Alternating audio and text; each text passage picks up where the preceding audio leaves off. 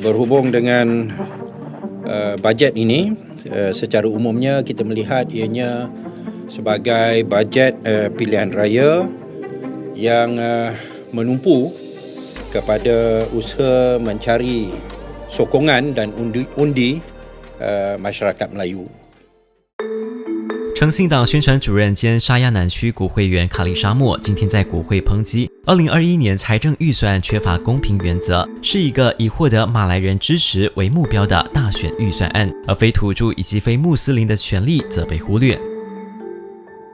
Dengan jumlah wang yang begitu besar yang diperuntukkan oleh kerajaan untuk dibelanjakan pada Belanjawan 2021 ini, logiknya semua rakyat Malaysia sudah tentu mengharapkan ianya akan diagihkan secara adil kepada semua rakyat negara ini tanpa mengira agama dan bangsa.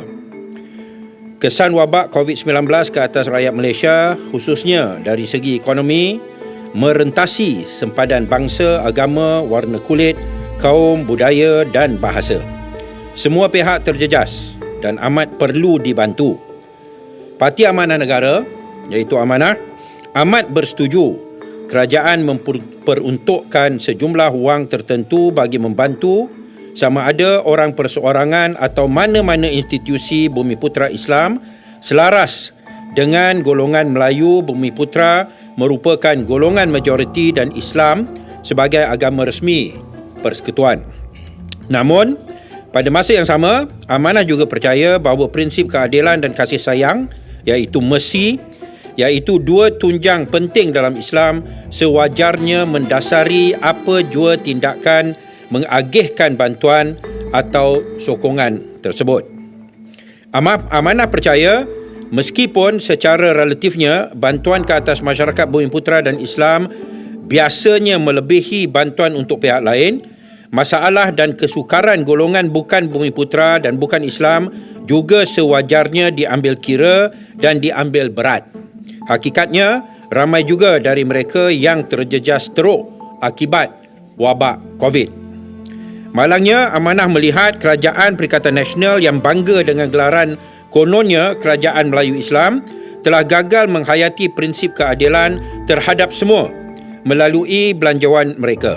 Sebaliknya, belanjawan ini dilihat sebagai satu belanjawan pilihan raya yang mensasarkan undi dan sokongan Melayu Islam dengan peruntukan besar bagi masyarakat Melayu Islam sambil mengabaikan hak dan keperluan masyarakat bukan Bumiputera dan bukan Islam.